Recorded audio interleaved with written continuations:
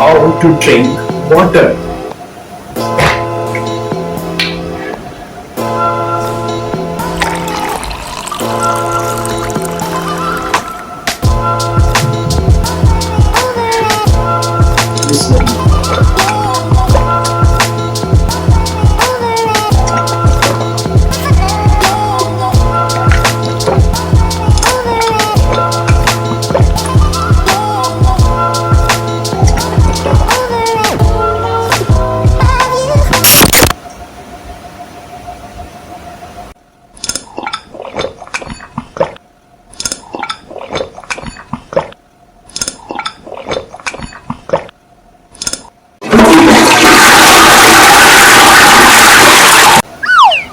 अरे ये लूट किसने लगाया था? पी पी के पानी बुरा हाल हो गया।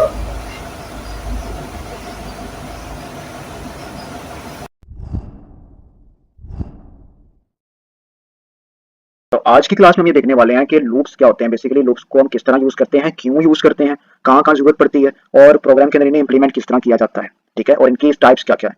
ठीक है, तो ये सारा हम इस वीडियो के अंदर देखने वाले हैं। बहुत डिटेल के साथ मैं आपको बताऊंगा। छोटा सा टॉपिक है, कोई इतना मुश्किल टॉपिक नहीं है, बहुत आसान सा टॉपिक है, बहुत जल्दी से पिक कर लेंगे। ठीक है, तो स्टार्ट करते हैं। लूप्स क्या होते हैं, लूप्स ही स्टार्ट करते हैं। लूप्स क्या होते हैं? प्रोग्राम के अंदर हम लूप्स कहते हैं आइट्रेशंस कंट्रोल स्ट्रक्चर्स।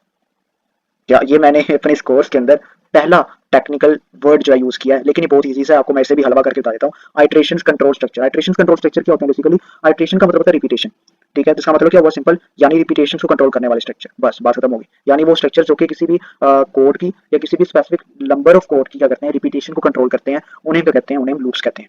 ठीक है, बेशतर दफा ये होता है हमारे साथ कि कोई भी प्रोग्राम जो होता है, हमने पिछले प्रोग्राम्स बनाए, कैलकुलेटर प्रोग्राम बनाया, तो वो प्रोग्राम जो था हमने उसमें देखा कि हमने जैसे ही उसे वैल्यू दे दी और उसमें आउटपुट दी, वो ठक करके बंद हो गया। ठीक है, जबकि रियल वर्ल्ड में ऐसा नहीं होता। जो प्रोग्राम्स होते हैं वो अपने आप को बरकरार रखते हैं, वो कंटिन्यू रहते हैं, वो रन करते रहते हैं। ठीक है, आपने कभी नहीं देखा होगा कि आपकी ऐप खोले और वो साथ ही ठक करके बंद हो जाए।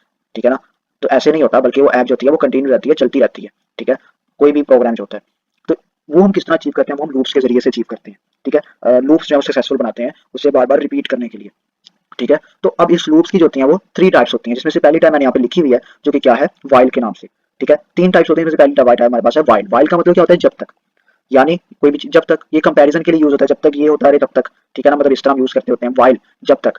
ठीक है ना, तो अब हमने आगे क्या लगाई इसके ब्रैकेट, इसका मतलब है इसके अंदर कोई ना कोई कंपैरिजन के लिए हम कोई वेरिएबल लेंगे। प्रोग्रामिंग के अंदर वेरिएबल्स ही हम यूज करते हैं ना, तो यहाँ वेरिएबल्स लेंगे हम। ठीक है ना, कोई वेरिएबल से कंपेयर करेंगे।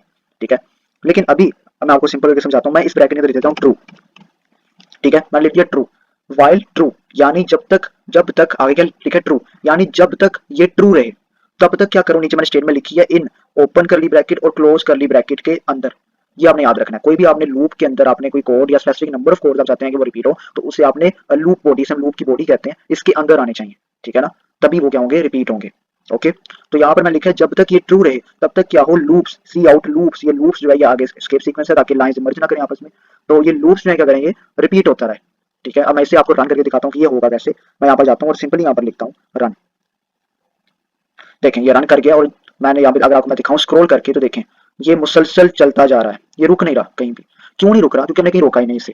ठीक है, हमने कहीं रोका ही नहीं, हमने वाइल ट्रू कह दिया, यानी जब तक ये ट्रू रहे तब तक क्या ही चलता रहे। अब जब तक वो ट्रू है, क्योंकि हमने उसे फोर्स करने के लिए कोई कंडीशन ही नहीं लगाई, तो क्या होगा? वो चलता ही रहेगा, वो कभी भी समाप्त नहीं होगा, वो मुसलसल जारी रहेगा। ठीक है, तो यहाँ पे इस तरह। लेकिन अगर मैं इसके बरक्स चलूं, मैं यहाँ पर क्या करता हूँ? इसका उल्टा करता हूँ। मैं यहाँ पे ट्रू की बजाय लिखता हूँ फॉल्स।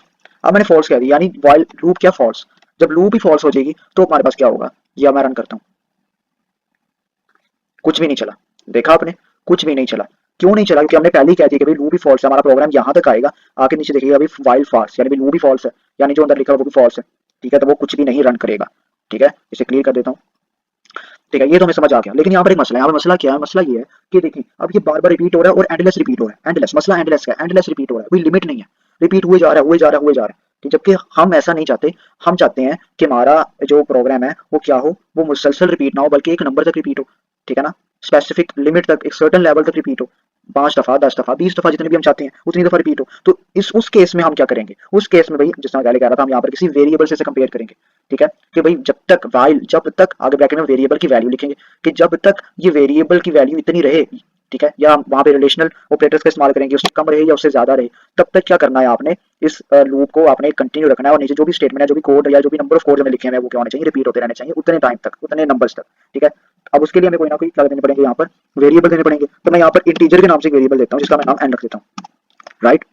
और नीचे मैं इस एन की इनिशियल वैल्यू क्या करता हूँ, जीरो, कि मेरे पास एक इंटीजर एन है और उसके उस इंटीजर एन की इनिशियल वैल्यू क्या है, आगाज की वैल्यू जीरो है, यानी वो स्टार्ट जीरो से हो रहा है। ठीक है, अब मैं नीचे इस वाइल जब तक आगे मैं लिखूंगा जब तक क्या हो, ये एन लेस देन रहे 10 से, यानी जब तक ये एन जो वेरिएबल है ये क्या हो, 10 से लेस देन हो, इसकी वैल्यू 10 से कम हो जब तब तक आपने इस लूप को सक्सेसफुल रखना है। वरना अगर ऐसा ना हो, अगर लूप की जो है उसकी वैल्यू 10 से बढ़ जाए इस वेरिएबल की, जब बढ़ जाए तो आपने करना है वहां पे लूप को ब्रेक कर देना है। ठीक है, तो अब मैं यहाँ पर ब्रेक कर देना, ठीक है, समझ आ गई। लेकिन यहाँ पर एक बहुत बड़ा मसला यहाँ पर क्या आ रहा है, यहाँ पर मसला ये आ रहा है कि अगर मैं इसे ऐसे रन करूंगा तो ये रन नहीं होगा। ठीक है, ये कैसे रन होगा भाई, यहाँ पर हमें एन की इनिशियल वैल्यू जीरो से लेकर यहाँ तक लाने के लिए हमें कोई ऑपरेटर चाहिए। ठीक है, हमें कोई ऑपरेटर चाहिए, वो ऑपरेटर क्या कहलाता है, वो कहलाता है इंक्रीमेंट ऑपरेशन। नाम आप सिंपल याद रख लें, इंक्रीमेंट का मतलब क्या होता है, बढ़ाना किसी भी चीज को। तो मैं बढ़ाने के लिए यानी कि वैल्यू जीरो को 10 तक लाने के लिए, ठीक है, जो भी वैल्यू लिखेंगे वहां तक लाने के लिए हमें क्या चाहिए, इंक्रीमेंट ऑपरेटर चाहिए, जो हमारे पास यहाँ पर कौन होगा, यहाँ पर ये होता है increment operator N plus plus.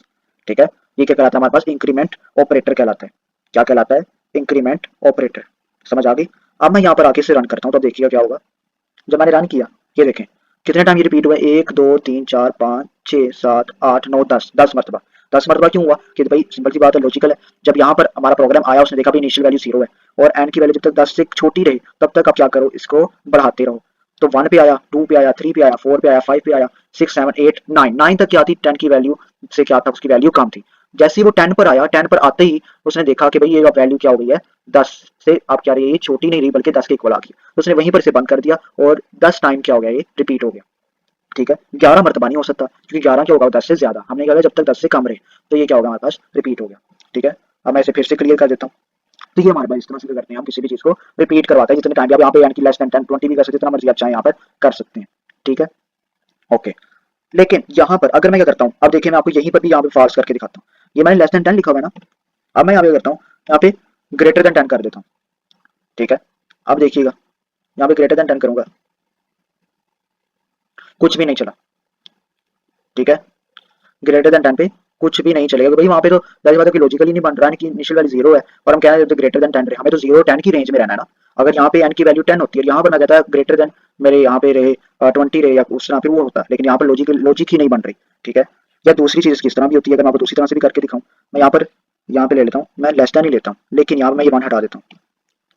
ठीक है, अब देखिएगा, अब मैं इसे रन करूंगा, फिर कुछ रन नहीं हुआ। क्यों, क्योंकि यहाँ पर भी लॉजिक नहीं बन रही, यहाँ पर भी हमारा फॉल्स हो गया, ऑटोमेटिकली फॉल्स हो गया। क्योंकि भाई ऊपर हमने इनिशियल वैल्यू जीरो दी हुई है और नीचे हमने कहा कि भाई जब तक एन की वैल्यू क्या है, लेस देन जीरो, तो भाई तो लॉजिकली बनती है ऊपर एन की वैल्यू जीरो, नीचे के एन की वैल्यू लेस देन जीरो। तो यहाँ पर क्या होगा, हमारा कोई भी यहाँ पे ऑपरेटर काम नहीं करेगा, यहाँ पे रन नहीं करेगा। ठीक है, इसमें फिर से क्लियर कर देता हूँ। ठीक है, तो ये आपको समझ आ गया होगा। अब हम आते हैं जल्दी दूसरी टाइप की तरफ, कि हमारे पास इसकी दूसरी टाइप कौन सी, दूसरी जिसकी टाइप होती है उससे हम कहते हैं, ये ई भी रह गया, वो होती है डू वॉइल। क्या कहते हैं उसे, डू वॉइल। ओके, और इस डू वॉइल के यहाँ पे हम ब्रैकेट भी यहाँ से हटा देते हैं। ठीक है, यहाँ पर डू वाइल। ठीक है, अब मैं यहाँ पर इस एक ओपन ब्रैकेट के से पहले मैं डू लिखूंगा और क्लोज ब्रैकेट के बाद जब ब्रैकेट क्लोज हो जाएगी वहां मैं वाइल लिखूंगा और फिर ब्रैकेट के अंदर क्या दूंगा, वैल्यू। मैं बताता हूँ यहाँ क्यों यूज करना है। ठीक है, यहाँ मैं फिर से क्या देता हूँ, वही वाली वैल्यू देता हूँ कि जब तक एन की वैल्यू क्या है, लेस देन 10 है। ओके, अब क्या होगा, अब देखिएगा, अब ये क्या होगा, अब यहाँ पर देखिए डू वाइल और वाइल में क्या फर्क है। वाइल में ये फर्क है कि वहां पर प्रोग्राम पहले कंडीशन को चेक करता है, फिर आपकी जो भी आपने कोड लिखा हुआ है उसे करता है, उस पर इंप्लीमेंट करता है लूप को। ठीक है, लेकिन डू वाइल के अंदर क्या होता है, डू वाइल के अंदर होता है कि पहले आपका प्रोग्राम कंडीशन को नहीं चेक करता, पहले आपका प्रोग्राम वर्क करता है, पहले एक दफा वो रन कर देगा और उसके बाद क्या करेगा, यहाँ पर देखिएगा कि भाई बाद में कंडीशन क्या आ रही है, फिर उसके हिसाब से फैसला, यानी पहले काम करेगा और फिर देखेगा कि भाई कंडीशन क्या है। ठीक है, जबकि इट्स अ बैड हैबिट, ऐसा नहीं होना चाहिए, लेकिन ये ऐसा करता है। ये हमारे तब काम आता है, किस तरह काम आता है आपको दिखाता हूँ। जिस तरह वहां पे कर रहे थे कि हमने जब एन की वैल्यू वहां पे लेस देन 0 कर दी थी तो वहां पे रन ही नहीं हुआ था, लेकिन यहाँ पे रन करेगा, एक टाइम रन करेगा। मैं आपको भी दिखाता हूँ, यहीं पे ये लो, एन की वैल्यू लेस देन 0 ऊपर क्या आ रहा है, एन की वैल्यू इक्वल टू 0, लेकिन अब ये रन करेगा। देखें, मैं आपको रन करके आगे दिखाता हूँ क्या है मसला आया, 0, सॉरी यहाँ पर क्या लगना है, एक इंक्रीमेंट ऑपरेटर। ठीक है, अब मैं इसे रन करवाता हूँ और यहाँ पे से ऐसे, राइट। अब मैं यहाँ पे लिखता हूँ लूप्स, देखें रन हो गया, क्या हो गया, रन हो गया, लेकिन एक मरतबा रन। हालांकि देखिए हमारी तो एन की वैल्यू लेस देन 0 थी, तो भाई इसे तो रन नहीं करना चाहिए था, लेकिन क्यों रन किया, क्योंकि भाई हमारे आपको बताया कि पहले ये क्या करता है, ये पहले वर्क करता है। ठीक है, पहले ये आपकी स्टेटमेंट को देखेगा, ठीक है ना, क्योंकि हमने ऊपर कंडीशन लिखी, हमने कंडीशन लास्ट पे लिखी है, तो पहले ये ऊपर होता आएगा इंटीजर देखेगा, इंटीजर एन है, ठीक है, आगे एन इक्वल 0 है, ठीक है, इनिशियल वैल्यू 0 है, डू यानी करो, ठीक है, नीचे आएगा एन प्लस ऑपरेटर लगाओ, बस सी आउट कर देगा, डू का मतलब है कर दो, कर देगा। डू करने के बाद भाई ये देखिएगा वाइल, अच्छा जब तक, अच्छा कंडीशन लगाई हुई थी, प्रोग्राम ऐसे करेगा है, कंडीशन तो ये है, अच्छा यानी वो कहना चाह रहा है कि जब तक ये हो तब करो, फिर उसके बाद उससे अकल होश आएगी। ठीक है, तो ऐसे लोग बड़े जिंदगी में कामयाब नहीं होते, हमेशा होश पहले करे काम बाद में करे, लेकिन यहाँ पे ये बस हो रहा है, लेकिन हमारे ये काम आता है, कभी कभार काम आ जाता है हमारे ये। ठीक है, ये हमारे पास हो गया डू। ठीक है, इस तरह से हम डू को यहाँ पे कोई भी वैल्यू आप लिख दोगे तो क्या होगा, वो रन कर देगा। मैं यहाँ पे फॉर एग्जाम्पल इसकी वैल्यू क्या लिख देता हूँ, वही पुरानी वाली वैल्यू मैं 10 ही लिख देता हूँ। ठीक है, और यहाँ पर अब मैं रन करता हूँ इसे,